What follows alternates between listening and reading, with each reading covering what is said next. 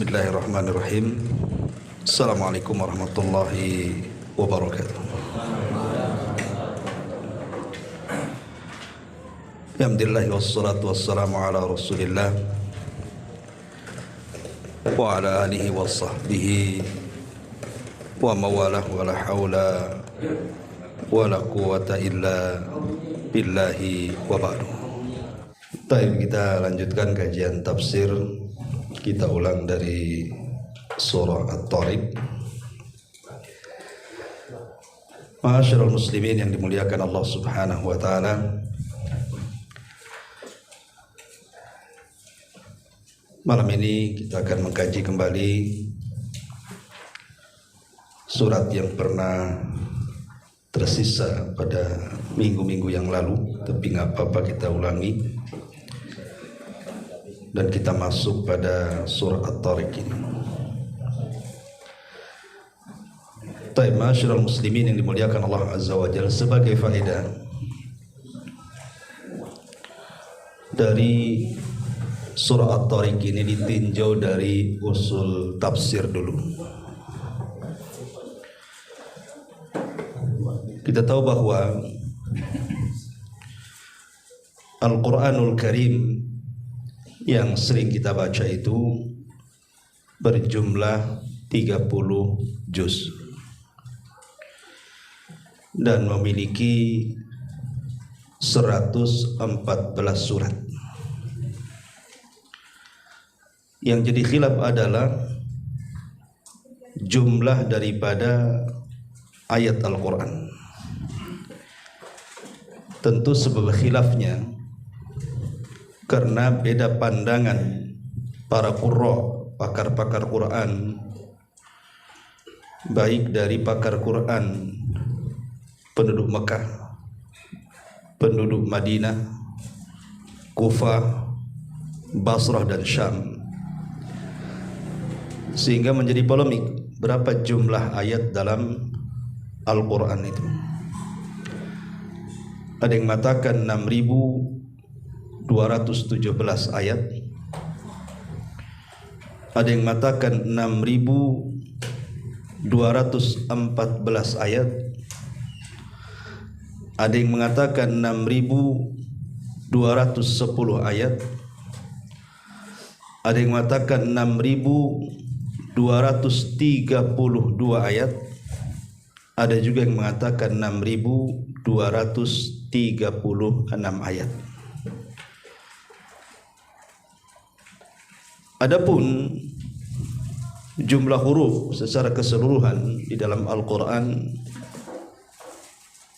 ada yang mengatakan jumlahnya sekitar 321.000 huruf,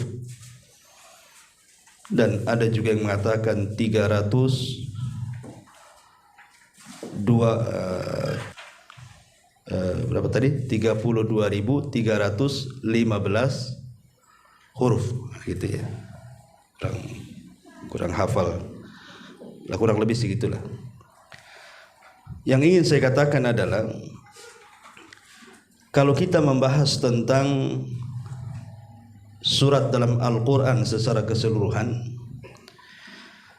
kita tahu bahwa ada yang disebut dengan sab'ut tiwal. Sab'ut tiwal itu artinya surat-surat terpanjang di dalam Al-Quran, dan itu jumlahnya ada 7 surat. Yang pertama surah Al-Baqarah memiliki ayat 286 ayat. Al-Imran memiliki 200 ayat. An-Nisa memiliki 176 ayat. Al-Maidah memiliki 120 ayat, dan Al-An'am memiliki 165 ayat. Kemudian Al-A'raf memiliki 206 ayat, dan At-Taubah 129 ayat. Ini yang disebut dengan sab'ut tiwal namanya. Jadi 7 surat terpanjang di dalam Al-Quran. Kemudian yang kedua, ini disebut dengan Al-Mi'un namanya. Al-Mi'un atau Al-Mi'in, maksudnya surat-surat yang ayatnya di atas 100. Jadi surat-surat yang ayatnya di atas 100 ayat, dan itu paling banyak. Seperti surah Al-Anbiya ayatnya 112, kemudian surah Yusuf 111, surah Al-Isra juga 111, surah Al-Kahfi 110, kemudian surah Yunus 109, dan begitu seterusnya. Itu disebut Al-Mi'in atau Al-Mi'un.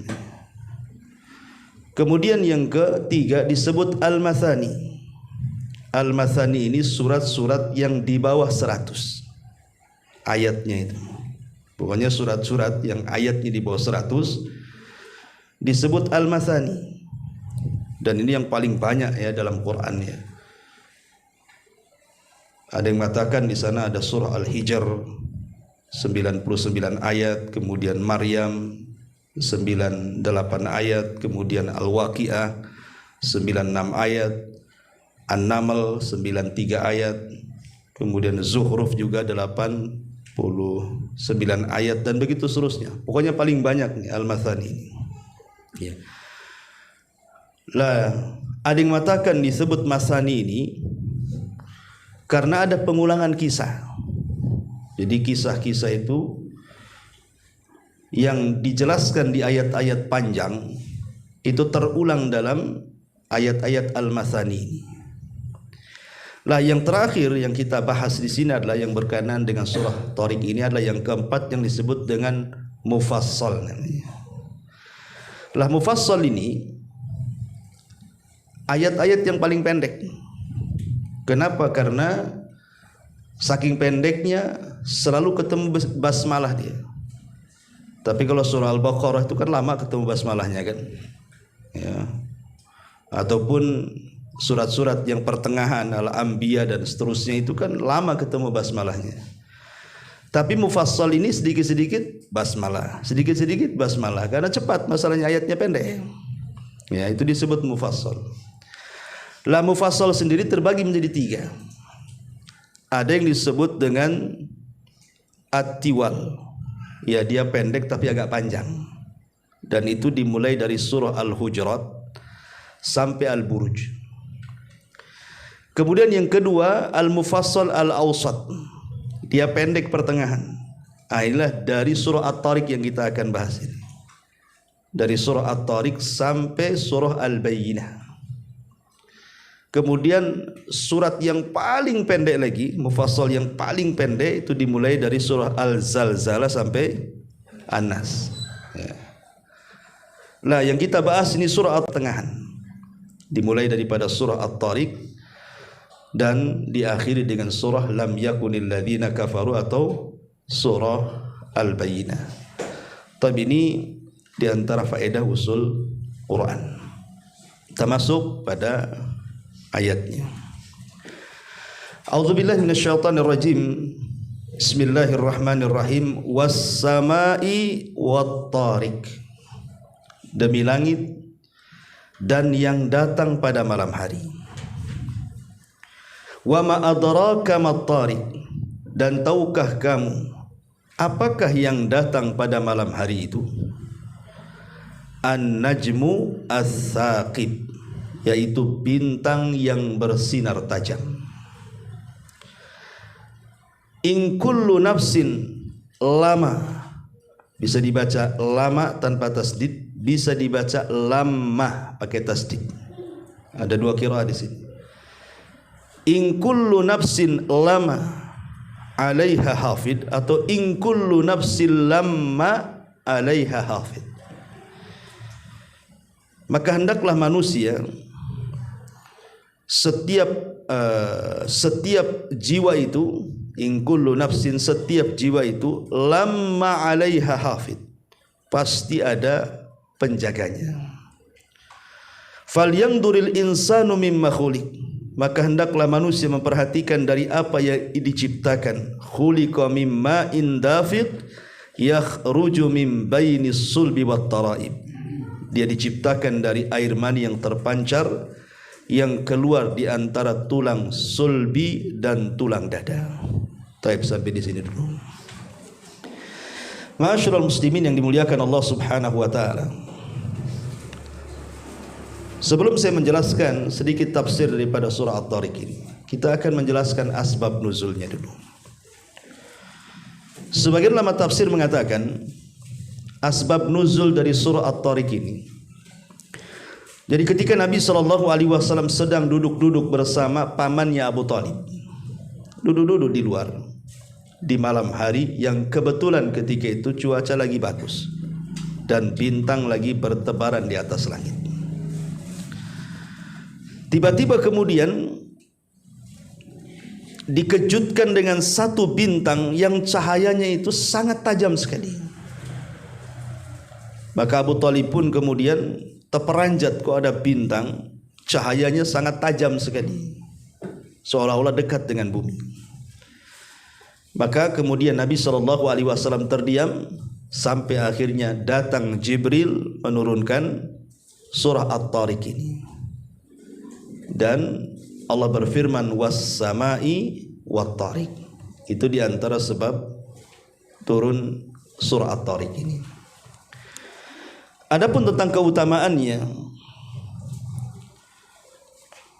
yang pertama bahwa surah At-Tariq ini tadi sudah dijelaskan, dia bagian daripada surah Al-Mufassal Al-Awsat. Dia surat pendek pertengahan. Itu keutamaannya, surat pendek pertengahan, di mana Nabi SAW Sab'ut Tiwal, kemudian Al-Mi'un ayat yang di atas 100, kemudian Al-Mathani ayat yang di bawah 100, dan Al-Mufassal itu ayat yang pendek-pendek. Ini bukan karya atau karangan-karangan para ulama, tidak, tetapi ada hadis masalahnya. Hadis ini dikeluarkan dalam Musnad Imam Ahmad dengan sanad yang hasan dari seorang sahabat namanya Wasilah bin Asqa. Wasilah ibn Asqa, Nabi SAW bersabda, utitu makanat tauratis sab'i wa utitu makanat zaburil mi'in wa utitu makanal injil al-mathani wa fuddiltu bil mufassal. Kata Nabi SAW, aku diberikan surat-surat yang standar dengan Injil, standar dengan Taurat, artinya sama dengan Taurat isinya, yaitu 7 surat yang terpanjang dalam Quran. Jadi At-Taurat itu sama dengan 7 surat dalam Quran tadi yang saya sebutkan. Al-Baqarah, Al-Imran, An-Nisa, Al-Maidah, Al-An'am, Al-A'raf, terakhir Al-Bara'ah atau At-Taubah. Itu sebanding dengan At-Taurat. Kemudian dan aku diberikan oleh Allah Azza wa Jal surat-surat yang sebanding dengan Zabur yang disebut dengan Al-Mi'un tadi, ya, ayat-ayat yang di atas 100.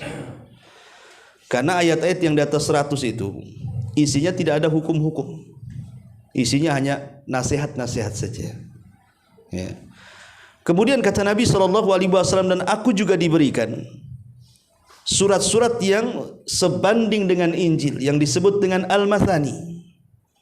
Jadi surat-surat yang ayatnya di bawah 100 tadi. Tetapi aku diutamakan dari semuanya, ya, bil mufassal, dengan ayat-ayat pendek tadi. Berarti dari sini apa? Al-Quran menjangkau semua kitab-kitab langit, ya, bisa dipahami, ya? Ya. Jadi Injil itu sama dengan Sab'ut Tiwal, 7 surat panjang. Zabur sama dengan Mi'in, ayat yang di atas 100. Injil sama dengan Al-Mathani, ayat yang di bawah 100 tuh, 60, 70, 90 gitu, ya. Dan ada yang tidak ada dalam Injil, ada yang tidak ada dalam Zabur, ada yang tidak ada dalam Taurat yang disebut dengan mufassal tadi, yang dimulai daripada surah Al-Hujurat sampai An-Nas. Itu pun dibagi 3 tadi kan. Ada yang panjang Al-Hujurat sampai Al-Buruj, kemudian tengah-tengahnya gimana? At-Tariq sampai Al-Bayyinah, kemudian yang terakhir Al-Zalzalah sampai An-Nas, ya. Itu Di antara keistimewaan surah At-Tariq di sini, karena dia bagian daripada mufassal dan itu adalah mukjizat yang Allah Subhanahu wa taala berikan kepada sallallahu alaihi wasallam. Biasa membaca surah At-Tariq ini di dua salat dalam setiap harinya, zuhur dan asar. Itu Rasul selalu membaca surah At-Tariq apabila dia salat zuhur ataupun salat asar. Kemudian juga yang ketiga, Nabi sallallahu alaihi wasallam suka sekali membaca surah At-Tariq ini, sebagaimana disebutkan oleh Imam Ahmad dalam musnadnya dari Abi Hurairah radhiyallahu an. Nabi sallallahu alaihi wasallam kana yaqra'u fil isya al-akhirah bis sama'i dzatil buruj was sama'i wat tariq. Nabi sallallahu alaihi wasallam paling suka membaca di salat isya di rakaat pertama Al-Buruj dan rakaat kedua At-Tariq. Jadi ini memang surat yang disukai Nabi sallallahu alaihi wasallam. Dan disebutkan dalam sebuah riwayat dari Khalid ibn Abi Jabal al-Adawani. Jadi satu hari beliau ini melihat Nabi sallallahu alaihi wasallam di pasar sakit. Sementara Nabi sedang berdiri memegang sebuah tongkat ataupun busur panah. Lah ketika itu Nabi SAW membaca surah At-Tariq dan Khalid ibn Abi Jabal ini mendengar, dan ketika itu dia masih jahiliyah, masih kafir, masih musyrik, sehingga dia mengatakan, qala fawa'aituha fil jahiliyati thumma qara'tuha fil Islam. Aku sudah hafal surat itu di masa-masa jahiliyah karena aku mendengar Rasul suka membaca surah itu. Makanya aku hafal dan aku baca setelah aku masuk Islam, katanya. Faqala man ma'ahum, maka berkatalah orang yang bersama mereka dari kalangan Quraisy, nahnu a'lam bi sahibina law kunna na'lam annama yaqulu haqqan lattaba'na. Dan orang di samping yang masih musyrik mengatakan, "Loh, aku lebih tahu daripada kalian tentang Muhammad ini. Kalau memang dia di atas kebenaran, tentu kami akan mengikutinya." Itu karena kesombongan dia mengatakan seperti itu, ya. Tapi di sana ada hadis yang dhaif yang berseliweran di internet itu. Tapi dhaif hadisnya. Dua riwayat. Pertama riwayat Abi Ubay ibn Ka'ab radhiyallahu an. Nabi mengatakan, "Man qara'aha a'tahu Allahu minal ajri bi adadi kulli najmin fis sama'i asyra hasanat." Barang siapa yang membaca surah At-Tariq ini, Allah akan berikan pahala sebanyak bintang yang ada di langit, di mana satu bintang diberikan 10 kebaikan. Berapa bintang tuh? Nah, ini ciri-ciri hadis dhaif itu biasanya pahalanya terlampau besar untuk amalan yang terlampau kecil, ya. Kemudian juga hadis yang kedua dari Ali bin Abi Thalib radhiyallahu an. Nabi SAW pernah mengatakan, "Ya Ali, man qara'aha faka'annama qara'a thulutsai al-Qur'an wa lahu bi kulli ayatin qara'aha thawabun man ya'muru bil ma'ruf wa yanha 'anil munkar." Wahai Ali, siapa yang membacanya, maka seolah-olah dia membaca 2/3 Quran, dan setiap ayat yang ia baca mendapatkan pahala sebanding dengan orang yang mengajak manusia kepada kebaikan dan mencegah kepada kemungkaran. Dua-duanya riwayatnya lemah, ya, tidak bisa dijadikan sandaran. Taib, itu diantara keutamaannya.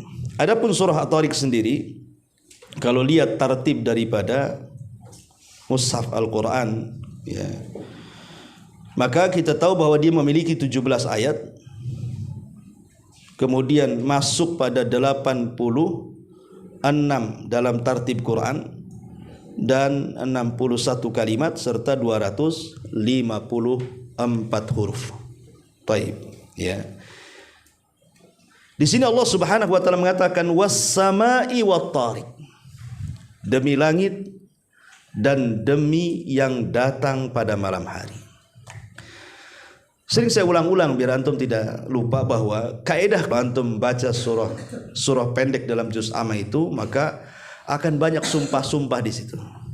Allah bersumpah dengan makhluknya. Dan tidaklah Allah Subhanahu wa taala bersumpah dengan makhluknya kecuali makhluk itu memang memiliki keistimewaan di hadapan Allah. Karena tidak semua makhluk dijadikan sumpah masalahnya. Kan makhluk Allah itu kan banyak jutaan gitu ya. Tapi hanya beberapa makhluk saja yang Allah jadikan sumpah dalam Quran. Kenapa? Karena Allah memandang makhluk yang dijadikan sumpahnya itu memiliki keistimewaan di hadapan Allah, maka dijadikan sumpah. Dan Allah berhak bersumpah dengan makhluk sesuka dia. La tas'al amman yaf'al wa hum yus'alun. Jangan tanya tentang perbuatan Allah, kita yang akan ditanya. Kenapa Allah bersumpah dengan makhluk? Ya suka-suka dia lah kan begitu. Tapi jangan pula kita bersumpah dengan selain Allah, tidak boleh. Iblis saja bersumpah dengan Allah. Wa bi izzatika, dengan kemuliaanmu ya Rabb. Ya, itu iblis tu. Iblis saja masih bersumpah dengan Allah kan. Kita pula bersumpah dengan aneh-aneh. Demi cintaku padamu. Apa pula lah di sana. Ini. Jadi kalah pula sama iblis. Jadi di sini Allah bersumpah dengan langit itu karena memang langit sangat istimewa.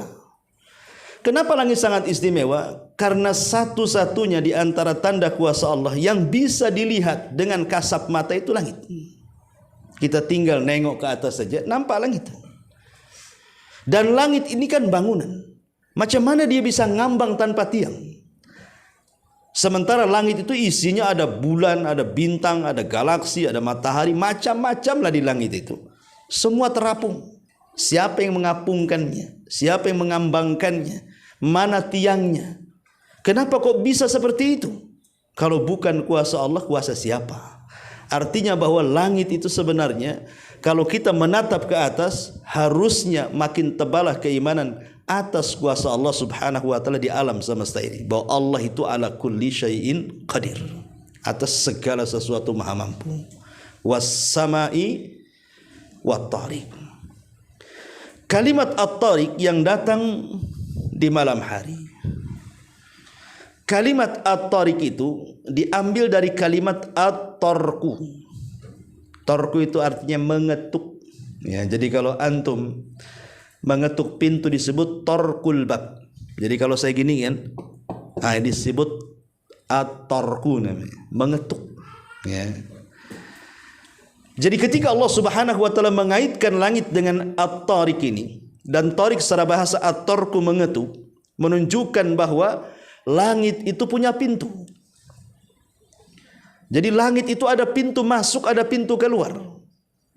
Tidak sembarang orang itu bisa naik ke atas langit. Makanya dulu pernah saya ceritakan tentang kisah Neil Armstrong yang naik ke bulan.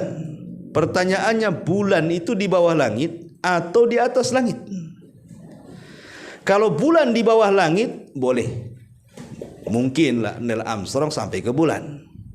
Ya, walaupun ini masih diragukan. Baik para ulama sendiri seperti Al-Imam Asy-Syinkiti dalam kitabnya Adwa'il Bayan meragukan kalau ada orang yang sampai naik ke bulan itu. Apalagi di zaman dulu itu kan tidak secanggih pesawat di zaman sekarang. Kalau zaman sekarang kan canggih-canggih pesawatnya. Harusnya di zaman sekarang yang naik ke bulan banyak lah kan itu. Kalau dulu kan belum canggih, apalagi pesawat yang naik ke bulan itu 3 pesawat diapit. Sehingga timbul pertanyaan, macam mana cara mendaratnya? Adakah bandara di sana? Macam mana cara turunnya? Gitu ya. Belum lagi bendera yang ditancapkan rupanya berkibar-kibar lagi kan itu ya. Akhirnya kemudian timbullah persepsi yang macam-macam. Ada yang mengatakan tak yakin Neil Armstrong naik ke bulan, ada yang mengatakan yakin naik ke bulan kan itu. Oke lah, teorinya kita katakan dia naik ke bulan. Sekarang pertanyaannya, bulan ini ada di mana? Kalau posisi bulan itu di bawah langit, mungkin saja Neil Armstrong sampai ke bulan. Tapi kalau bulan di atas langit, mustahil Neil Armstrong sampai ke bulan. Sebab langit itu ada pintunya. Dia harus melewati pintunya. Jangan lagi sekelas Neil Armstrong, sekelas Nabi kita Muhammad sallallahu alaihi wasallam saja, kalau tidak diizinkan naik, tidak akan naik itu. Makanya Jibril ketika mengetuk pintu langit pertama, ditanya oleh penjaga langit itu, siapa kamu? Kata Jibril, saya Jibril. Waman ma'aka, siapa yang bersamamu? Dia mengatakan Muhammad. Awaqad uhiya ilaihi, apakah sudah diperintahkan dia boleh naik? Kata Jibril, boleh. Baru dibuka tuh. Kira-kira Neil Armstrong ngetuk pintu gitu. Siapa kamu? Neil Armstrong. Sudah diizinkan? Belum. Ngapain kau turun lagi lah kan? Gitu. Dari sini bahwa kalau bulan di atas langit mustahil orang sampai ke bulan. Tapi kalau di bawah langit ya mungkin itu, walaupun masih diragukan kan itu ya. Kita anggap mungkin ya. Tidak ada yang mustahil kalau di bawah bulan. Di bawah langit maksudnya. Jadi langit itu ada pintunya. Lah siapa Tariq ini yang mengetuk pintu langit ini siapa? Ya, ini kan bahasa At-Tariq ini kan isim fa'il. At-Tariq yang mengetuk. Berarti ada orang yang mengetuk. Siapa yang mengetuk pintu langit? Kemudian pintu langit itu bisa dibuka. Sebagian ahli tafsir mengatakan bahwa At-Tariq di sini adalah ruhnya seorang mukmin. Berdasarkan hadis Bara ibn Azib radhiyallahu an. Jadi Bara bin Azib ini menceritakan Nabi SAW ketika sedang menguburkan jenazah sementara liang lahat belum selesai, kemudian Rasul berceramah di hadapan para sahabat menjelaskan tentang kematian mukmin dan kafir. Kata Nabi SAW, kalau yang meninggal itu ruhnya orang kafir, maka akan disediakan kain kafan dari sorga, minyak wangi dari sorga, dan ruh itu akan dihantarkan sampai menembus langit-langit yang di atas tuh. Dan catatannya mengikuti di bawahnya. Ketika kemudian sudah melintasi langit yang ketujuh, maka Allah Subhanahu wa taala katakan, kembalikan ruh ke dalam jasadnya, angkatlah catatannya, letakkan di Illiyin. Dari sini kita tahu siapa At-Tariq, ruhnya seorang mukmin. Karena ruhnya orang kafir tidak bisa naik. Allah Subhanahu wa taala mengatakan, la tufattahu lahu abwabus sama wa la yadkhulunal jannah hatta yalijal jamalu fi sammil khiyat. Tidak mungkin ruhnya orang kafir itu dibukakan pintu-pintu langit kepadanya, dan dia tidak akan dimasukkan ke dalam sorga sampai ada cerita unta masuk ke liang jarum, kata Allah. Artinya yang naik ke langit itu hanya ruhnya seorang mukmin. Itulah disebut At-Tariq. Ini satu pendapat. Pendapat yang kedua, At-Tariq yang mengetuk itu adalah Nabi kita Muhammad sallallahu alaihi wasallam saat peristiwa Isra dan Mi'raj. Naik Rasul bersama Jibril. Kemudian mengetuk pintu langit pertama. Man, siapa kamu? Kata Jibril, saya Jibril. Waman ma'aka, siapa yang bersamamu? Muhammad. Awa qad uhiya ilaihi, apakah sudah diperintahkan naik? Boleh, dibukalah pintu langit. Berjumpalah dengan Nabi Adam. Kemudian naik ke langit kedua, berjumpa dengan Nabi Isa dan juga Yahya. Kemudian naik ke langit ketiga, berjumpa dengan Nabi Yusuf. Naik ke langit keempat, berjumpa dengan alaihi salatu wassalam. Baru kemudian Rasul naik sampai ke Sidratil Muntaha. Berarti di sini At-Tariq siapa? Nabi sallallahu alaihi wasallam. Dialah yang mengetuk pintu langit. Ya. Ma'asyiral muslimin yang dimuliakan Allah Subhanahu wa taala. Ada yang mengatakan bahwa pintu langit itu kapan terbuka? Ada yang mengatakan dalam satu hari 2 waktu, dalam 1 minggu 2 hari, dan dalam 1 tahun 1 bulan. Jadi pintu langit terbuka dalam 1 hari 2 waktu, dalam 1 minggu 2 hari, dalam 1 tahun 1 bulan. Ya. Yang pertama, dalam 1 hari 2 waktu. Kapan itu? Waktu asar dan waktu fajar. Itu berdasarkan hadis Nabi SAW, yata'aqabuna fikumul malaikah, malaikatul laili wa malaikatul nahar. Jadi Allah Subhanahu wa taala membagi-bagi tugas tu para malaikat. Ada yang mencatat kebaikan di malam hari, ada yang mencatat kebaikan di siang hari. Dan 2 malaikat tidak akan pernah ketemu tuh. Ketemunya di 2 solat. Pertama solat asar dan solat fajar. Ya, jadi malaikat yang bertugas di malam hari, maka dia turun di waktu manusia sedang solat asar. Pada waktu yang sama malaikat yang mencatat kebaikan di siang hari naik ke langit. Kemudian di waktu subuh, malaikat yang mencatat kebaikan di malam hari naik ke langit bersamaan dengan turunnya malaikat yang mencatat kebaikan di siang hari. Jadi dalam satu hari 2 waktu dibuka pintu langit untuk melaporkan kebaikan-kebaikan kita dari malaikat yang bertugas sip malam dan sip siang. Ini satu. Yang kedua, dalam satu pekan itu 2 hari. Hari Senin dan hari Kamis. Maka di situ disunnahkan puasa Senin dan Kamis. Karena di situ amalan-amalan kita akan diangkat dan ada 2 orang yang tidak akan diangkat. Pertama, seorang musyrik yang menyekutukan Allah, dan yang kedua yang ada dendam dalam hatinya kepada saudara-saudaranya. Ada kedengkian. Ya, sampai dia berdamai baru diangkat. Ini yang kedua. Dan yang ketiga, dalam 1 tahun 1 bulan. Kapan? Bulan Sya'ban. Ya, bulan Sya'ban itu bulan diangkatnya amal kita dalam 1 tahun. Sya'ban itu sebelum Ramadan. Ya, itu 1 bulan pintu langit dibuka.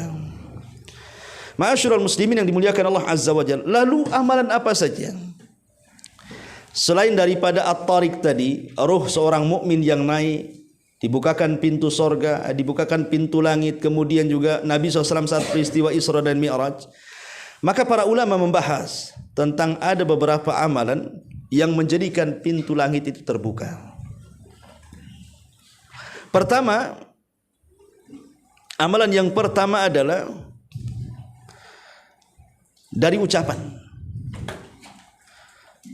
Seperti orang yang mengucapkan kalimat la ilaha illallah. Kata Nabi SAW, ma qala abdun la ilaha illallah qattun mukhlisan illa futihat lahu abwabus sama hatta tufdiya ilal arsy majtunibatil kabair. Hadis ini dihasankan oleh Syekh Albani rahimahullah ta'ala. Tidaklah seorang hamba mengucapkan kalimat la ilaha illallah, betul-betul ikhlas mengucapkannya, kecuali akan dibukakan padanya pintu-pintu langit sampai melesat kalimat itu ke arsy Allah subhanahu wa ta'ala. Selama dia, antum salat takbiratul ihram kan ada baca iftitah tuh. Kata Nabi SAW, ketika kita membaca Allahu Akbar kabira walhamdulillahi katsira wa subhanallahi bukratan wa asila, ya, maka ketika Nabi SAW mendengar ada orang membaca iftitah ini, apa kata Nabi SAW? Manil qail? Siapa tadi yang ngomong tuh? Siapa tadi yang mengucapkan kalimat itu dalam salat? Qala rajulun minal qaum. Ada seorang laki-laki mengatakan, ana ya Rasulullah, saya wahai Rasul. Maka Nabi SAW mengatakan, ajibtu laha futihat laha abwabus sama. Aku sangat terkejut dan heran ketika engkau mengucapkan kalimat itu, pintu-pintu langit dibuka. Maka Umar bin Khattab radhiyallahu anhu mengatakan, fama taraktuhunna mundu sami'tun nabiyya sallallahu alaihi wasallam yaqulu dzalik. Kata Umar, setelah Rasul mengatakan bahwa orang yang membaca doa iftitah tadi seperti itu lafadznya, terbuka pintu-pintu langit, sejak itu aku tidak pernah meninggalkan lafadz itu dan aku baca terus. Ya, Allahu Akbar kabira walhamdulillahi katsira wa subhanallahi bukratan wa asila. Ya. Tapi kata Syekh Utsaimin rahimahullahu taala, sebaiknya karena lafadz-lafadz iftitah itu kan banyak jenisnya, maka boleh sekali-kali yang ini, sekali-kali yang itu, supaya kita mengamalkan semua sunnah Nabi sallallahu alaihi wasallam, seperti Allahumma ba'id baini wa baina khotoyaya, itu juga termasuk iftitah. Ya. Taib. Kemudian yang ketiga, ketika kita membaca alhamdulillahi hamdan katsiran tayyiban mubarakan fi. Alhamdulillahilladzi hamdan katsiran tayyiban mubarakan fi. Disebutkan dari Abdul Jabbar Ibn Wa'il, dari bapaknya, dia mengatakan, aku salat bersama Nabi SAW. Tiba-tiba kemudian seorang laki-laki membaca alhamdulillahi hamdan katsiran tayyiban mubarakan fi. Maka selesai salat, Nabi mengatakan, man dalladzi qala hadza? Siapa tadi yang mengatakan kalimat itu? Qala rajul, laki-laki mengatakan, ana ya Rasulullah. Wa ma aradtu ilal khair, aku tidak menghendaki kecuali kebaikan wahai Rasul. Maka Nabi SAW mengatakan, laqad futihat laha abwabus sama. Sungguh ucapan yang kau ucapkan itu telah membuka pintu-pintu langit di sana. Kapan dibaca ini? Setelah ruku. Ya. Setelah ruku dibaca. Alhamdulillah hamdan katsiran tayyiban mubarakan fi. Kemudian yang keempat, saat menunggu salat. Kalau tadi ucapan, sekarang masuk ke perbuatan. Ya. Menunggu salat. Dari Abdullah ibn Amr dia mengatakan, "Shallaina ma'an Nabi sallallahu alaihi wasallam dzata lailatin. Fa aqaba man aqaba ay jalasa muntadiran li salatil isya wa raja'a man raja'a. Fa jaa Rasulullah sallallahu alaihi wasallam qabla an yathuba an-nasu li salatil isya. Fa jaa wa qad hafazahu an-nafsu rafi'an isba'aihi hakadha. Wa aqada tis'an wa ishrina wa asyara bi asba'i sababati ila sama wa huwa yaqul abshiru ma'syaral muslimin hadza rabbukum azza wa jal qad fataha baban min abwabis sama. Jadi ketika para sahabat menunggu salat Isya, intinya hadis ini, sahabat menunggu salat Isya, lamalah Nabi itu enggak datang-datang ya, karena seafdal-afdalnya waktu Isya itu kan tengah malam. Ya, jadi kalau ingin mengambil keutamaan waktu maka ambillah tengah malam. Tapi kenapa salat Isya sekarang ini selepas maghrib beberapa menit atau jam gitu kemudian masuk Isya itu mengambil keutamaan jamaah? Ya, jadi ada keutamaan jamaah, ada keutamaan waktu. Ya. Kalau ingin keutamaan jamaah ya tadi manusia hanya bisa melaksanakan ya setelah maghrib kan gitu ya. Ya, setelah maghrib masuk waktu Isya, itulah keutamaan jamaah. Tapi bagi antum yang kemudian tidak sempat jamaah karena ada udhu, tidak mendapatkan keutamaan jamaah. Tapi bagaimanapun keutamaan jamaah lebih utama dibandingkan keutamaan waktu, begitu. Karena sholat Isya ini boleh diakhirkan. Pamannya ada tamu jauh, ulama membolehkan antum tidak jamaah. Pamannya ada tamu jauh, ya baru datang, dia mendesak ngobrol dengan antum, akhirnya waktu Isya kan, tidak apa-apa antum tidak sholat Isya ke masjid. Boleh antum itu menghadapi tamu dalam kondisi-kondisi ada hajat kan itu ya. Maka nanti ambil salat Isyanya tengah malam, mengambil keutamaan waktu gitu maksudnya. Lah para sahabat ini menunggu Rasul lama tak datang, ada yang masih duduk, ada yang pulang jadinya. Lah ketika Nabi SAW sudah bangkit, para sahabat itu sudah mulai menguap tuh, dengan ngantuk tuh. Tapi Nabi SAW memberikan kabar gembira, kata Nabi kepada para sahabat, abshiru, berbahagialah kalian wahai sahabatku. Hadza rabbukum, inilah Rabb kalian, qad fataha baban min abwabis sama, telah membuka satu pintu dari pintu-pintu langit untuk kalian. Menunjukkan bahwa menunggu salat itu juga pertanda terbukanya pintu langit. Kemudian yang nomor 5 adalah apabila posisi kita teraniaya, terzalimi ya. Maka doa orang yang dizalimi itu mustajab dan membuka pintu langit. Walaupun yang berdoa orang kafir sekalipun. Apalagi yang dizalimi ini orang muslim. Ya, orang kafir sendiri kalau dia berdoa dan dia dari pihak teraniaya, pintu langit terbuka. Nabi SAW mengatakan, "Thalathatun la turaddu da'watuhum."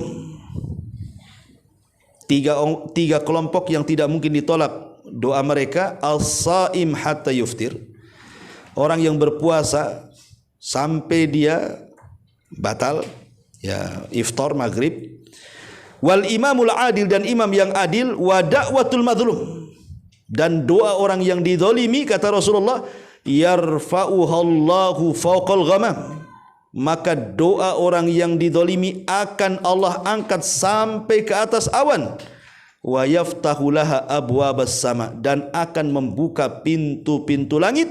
Wa yaqulu Rabb, dan Allah berfirman, wa izzati wa jalali la ansurannaka walau ba'dahin, demi kemuliaanku, demi ketinggianku, saya akan tolong kamu walaupun waktu yang cukup lama, pasti Allah akan kabulkan. Itu maksudnya. Jadi doa orang-orang yang dizalimi itu mustajab. Makanya Imam Ahmad ketika disiksa kan oleh Khalifah Ma'mun belum ketemu dengan Imam Ahmad, tapi dia dapat laporan bahwa di antara ulama yang membangkang tidak mengatakan Quran makhluk itu Imam Ahmad. Jadi Khalifah Ma'mun meminta agar Ahmad dihadapkan kepada dia. Imam Ahmad tidak mau ketemu. Disitulah dia ketika dalam perjalanan menemui Khalifah Ma'mun berdoa kepada Allah dan mengatakan, Allahumma kfini, ya Allah cukupkan aku dari dia, terserah kau buat apa dia, katanya. Akhirnya belum ketemu, Khalifah Ma'mun meninggal. Kata para ulama, meninggalnya Khalifah Ma'mun itu karena doa orang yang dizalimi. Siapa? Imam Ahmad. Ya. Sampai seperti itu, ya. Jadi ini pun yang kelima, itu penyebab pintu langit terbuka. Kemudian juga orang yang menghidupkan malam Lailatul Qadar. Karena di malam Lailatul Qadar Allah turun. Ya. Malaikat-malaikat turun, otomatis ketika malaikat turun kan pintu langit terbuka kan itu ya. Itu juga orang yang menghidupkan malam Lailatul Qadar, berarti dia telah membukakan pintu langit, termasuk doa orang tua kepada anaknya. Orang tua kalau berdoa kepada anaknya itu bisa membuka pintu langit. Ya. Termasuk juga doa orang yang sedang berjihad. Ya, berjihad itu maksudnya berada di saf berjihad. Waktu perang, di tengah-tengah peperangan dia berdoa, disitulah pintu langit terbuka. Ada 3 orang yang akan dicintai Allah Subhanahu wa taala walaupun mereka bermaksiat. Ya, ada 3 orang yang dicintai oleh Allah Subhanahu wa taala walaupun mereka belum mampu meninggalkan maksiat. Siapa orang ini? Pertama, orang yang berperang. Ketika selesai perang, dia tak mau pulang. Dia tetap menjaga perbatasan. Yang kedua, orang yang memiliki istri cantik, kemudian tempat tidur yang empuk, tapi dia habiskan malamnya untuk qiyamul lail. Dia tinggalkan syahwatnya. Dan yang ketiga, orang yang safar. Di tengah-tengah letihnya dia safar, dia masih menjalankan solat-solat sunnah di tengah jalan. Maka 3 orang ini, kata Nabi SAW, akan dicintai Allah walaupun masih belum bisa meninggalkan maksiat. Maksudnya di sini bukan maksiat, bukan kesyirikan kan itu ya. Ya, dari sini ada kalimat orang yang berperang di sini. Ya. Taib. Kemudian juga tadi disebutkan doanya imam yang adil itu juga membuka pintu langit. Kemudian doanya orang berpuasa saat iftar, ya, umpamanya Senin Kamis itu kan menjelang 5 menit sebelum berbuka ataupun 10 menit menjelang berbuka. Di situlah berdoa kepada Allah, karena disitulah pintu langit bagi dia itu terbuka. Ya, bagi dia maksudnya yang berpuasa, bukan untuk semuanya, tidak ya. Ini diantara hal-hal yang bisa membuka pintu langit. Ya. Kemudian juga waktu-waktu khusus adalah sepertiga malam akhir. Sepertiga malam akhir itu pintu langit terbuka. Dan Allah Subhanahu wa taala menawarkan kekuasaannya dan mengatakan, man yad'uni fa astajibala wa man yas'aluni fa utiya wa man yastaghfiruni fa aghfirlah. Siapa yang berdoa aku kabulkan, siapa yang minta aku kasih, siapa yang minta ampun ku ampuni. Maka sepertiga malam akhir ini kalau berdoa mustajab, kan itu waktu yang sangat afdal, di mana para malaikat turun, Allah juga turun, dan pintu-pintu langit terbuka. Ya. Dan ada yang mengatakan juga dimulai dari pertengahan malam pintu langit itu sudah dibuka berdasarkan riwayat yang lain. Kemudian juga ketika iqamah salat. Ketika iqamah salat. Kata Nabi SAW, idza thuwiba bis salati, apabila salat sudah ditegakkan, ya, futihat abwabus sama, maka pintu-pintu langit akan dibuka, wastujibat doa, dan doa-doa akan dikabulkan. Termasuk juga ketika mendengar azan. Ketika mendengar azan, Nabi mengatakan, idza nudiya bis salati, apabila dikumandangkan azan, futihat abwabus sama, maka pintu-pintu langit akan dibuka, wastujibat doa, dan doa-doa akan dikabulkan. Makanya jangan tinggalkan doa selepas azan, antara azan dan qomat, gitu ya. Termasuk juga secara umum adalah datangnya bulan Ramadan. Permulaan bulan Ramadan, maka Nabi SAW mengatakan, idza dakhala syahrul Ramadan futihat abwabus sama wa ghuliqat abwabu jahannam wa sulsilatis syayatin. Apabila Masuk bulan Ramadan, pintu-pintu langit dibuka, pintu-pintu jahanam ditutup, dan setan-setan diborgol. Taib. Ini satu penafsiran secara bahasa kalimat at-tariq. Ya. Tetapi ma'asyiral muslimin yang dimuliakan Allah Azza wa Jalla, sebagian ulama mengatakan bahwa yang dimaksud tariq di sini adalah sesuai dengan tafsir ayat dengan ayat. Karena setelahnya kan dikatakan was-sama'i wat-tariq. Demi langit dan yang datang pada malam hari. Ya. Kenapa tariq itu datang pada malam hari? Sebab saya contohkan begini, kalau antum pakai sandal berjalan di siang hari, semua orang pakai sandal, mungkin suara sandal kita nggak akan terdengar kan, karena sudah bercampur banyaknya sandal yang melangkah. Tapi kalau di malam hari tidak ada orang melangkah kecuali antum, pasti kita kedengaran orang yang datang, mungkin sandalnya berisik tak kan. Tapi kalau siang hari kan tidak bisa karena terlampau banyak orang yang berjalan kan. Kalau di malam hari kan jarang, 1-2 saja. Lah, orang yang berjalan di malam hari, yang datang di malam hari itulah disebut tariq tadi. Dan orang yang datang di malam hari itu ada 2 macam. Ada yang membawa kebaikan, ada yang membawa keburukan. Kalau dia membawa keburukan, kita beristi'adzah. Dari sini Allah mengatakan min syarri ghasiqin idza waqab. Kita berlindung dari keburukan malam hari. Ya, karena di malam hari itu boleh jadi ada rampok masuk rumah, kan enggak tahu kan? Ada ular masuk rumah, kalajengking masuk rumah, macam-macam bisa masuk rumah yang bisa membahayakan kita. Makanya kita berlindung dari yang datang di malam hari dan membawa keburukan. Ya, tetapi kalau seandainya datang di malam hari itu tidak membawa keburukan dan membawa kebaikannya, tidak ada masalah. Ya, di sini yang maksud demi langit dan yang datang di malam hari. Wa ma adraka mat-tariq. Kalimat adrak dalam bahasa Arab itu fi'lul madhi. Fi'lul mudhari'nya wa ma yudrik. Kalau disebut adrak, pasti setelahnya Allah kasih tahu tuh. Ya, tahukah kamu apa yang datang di malam hari itu? Nanti Allah kasih tahu setelahnya. Kalau pakai fi'il madhi, adrak. Tapi kalau pakai fi'il mudhari' biasanya enggak dikasih tahu. Apa setelahnya enggak dikasih tahu. Surat ketika disebut adrak tidak dikasih tahu setelahnya. Surah Al-Haqqah. Al-Haqqatu mal-Haqqah wa ma adraka mal-Haqq, setelahnya enggak dikasih tahu. Cuma 1 surat itu saja. Tapi umumnya kalimat adrak itu pasti setelahnya dikasih tahu oleh Allah Azza wa Jalla. Tapi kalau menggunakan fi'il mudhari setelahnya pasti enggak dikasih tahu. Hanya Allah saja yang tahu. Seperti ketika Allah mengatakan wa ma yudrik la alla sa'ata taqumu qariba. Boleh jadi kiamat itu akan tegak dalam waktu dekat. Kapan dalam waktu dekatnya? Ya kan? Nggak jelas kan gitu ya? Karena tidak ada yang tahu kapan kiamat kecuali Allah. Tapi kalau kalimat adrak pasti setelahnya Allah kasih tahu. Inilah yang disebut dengan tafsir Quran dengan Quran namanya. Wa ma adraka mat-tariq an-najmu tsaqib. Berarti penafsiran at-tariq di sini berdasarkan Quran adalah bintang yang bersinar tajam. Walaupun ada sebagian ulama mengatakan tariq itu nama bintang. Kalau antum ambil handphone, lihat di internet atau lihat di YouTube gitu ya, antum tulis saja bintang tariq. Nah, nanti akan muncul tuh. Ada yang mengatakan tariq itu nama bintang. Nama bintang yang mengetuk, ada suaranya. Makanya ada dulu seorang astronom yang naik ke langit, ya kan? Kemudian dia mendengar suara ketukan di langit. Setelah dia kemudian membaca Quran, dia mengatakan, oh boleh jadi suara ketukan di langit itu adalah suara bintang yang disebut tariq, katanya kan itu. Akhirnya dia masuk Islam. Ya. Tapi ada yang mengatakan bahwa pendapat yang kuat bukan, tariq ini bukan nama bintang.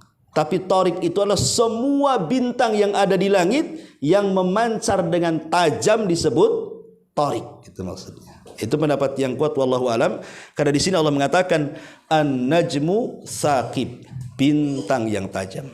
Baik. Karena sudah jam 9 lebih. Kita akhiri dengan bintang saja.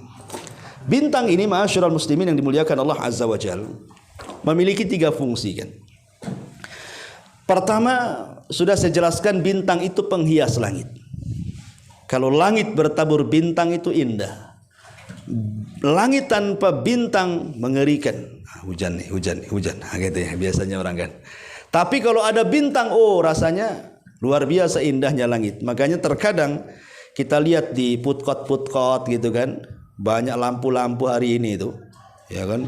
terbentang-bentang lampu disco, lampu apa di putkot-putkot tuh. Dari mana punya ide coba supaya indah itu warungnya? Kalau nggak nengok langit, kan awalnya nengok langit kan. Nah bagus juga ini, kayak bintang-bintang. Saya buat bintang juga lah di warung saya, gitu kan. Jadi terkadang langit itu bisa, bintang itu jadi inspirasi orang untuk membuat keindahan. Jadi fungsi bintang itu mengindahkan langit. Yang kedua, fungsi bintang itu untuk pengarah. Kompas bahasa kitanya. Karena zaman baheula itu kan belum ada Google Map, belum ada kompas. Kalau di malam hari orang tersesat, pasti mereka akan melihat bintang. Kalau di siang hari mereka tersesat, pasti akan melihat gunung. Dua saja kompasnya orang dulu, ya. Kalau tidak bintang di malam hari, gunung di siang hari. Atau kalau tersesat di gurun pasir, nggak ada bintang, nggak ada gunung, biasanya pakai unta, ya, seperti yang dikisahkan dari Al-Imam Ar-Razi. Imam Ar-Razi, ma'ruf ulama salaf, nyasar di padang pasir dia. Jadi dia teringat dengan firman Allah Subhanahu wa taala, fal yangduril afala yangduruna ilal ibili kaifa khuliqat. Nah, dia teringat ayat ini. Tidakkah kau lihat bagaimana unta diciptakan? Akhirnya dia suruh unta jalan di depan, dia jalan di belakang. Jadi yang dijadikan kompas itu unta. Kau jalan dulu, unta di depan, dia di belakang. Subhanallah, unta itu bisa memulangkan semua rombongan Imam Ar-Razi itu ke kampung halamannya, padahal tersesat tengah padang pasir itu.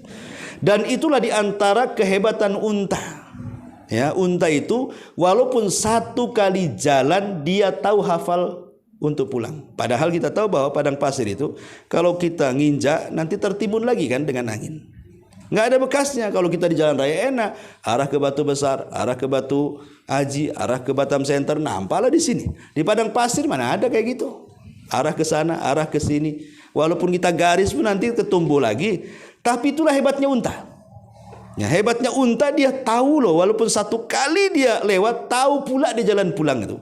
Makanya satu-satunya hewan yang bisa berjalan di padang pasir itu hanya unta saja. Tidak mungkin sesat. Nah itu juga bisa dijadikan kompas. Tidak tahu kalau di jalan kayak gini unta bisa nggak gitu. Ini kan di jalan di padang pasir kan. Itu kan udah aspalan masalahnya kan gitu. Tapi kucing aja bisa pulang. Ya, sampai ada tuh siapa itu Ustaz Soleh itu.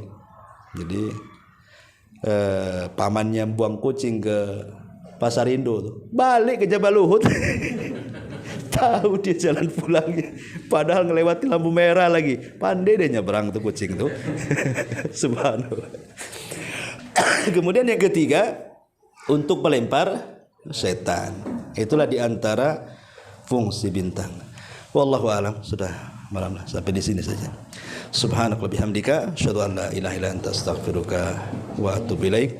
Wallahu ta'ala alam. Assalamualaikum warahmatullahi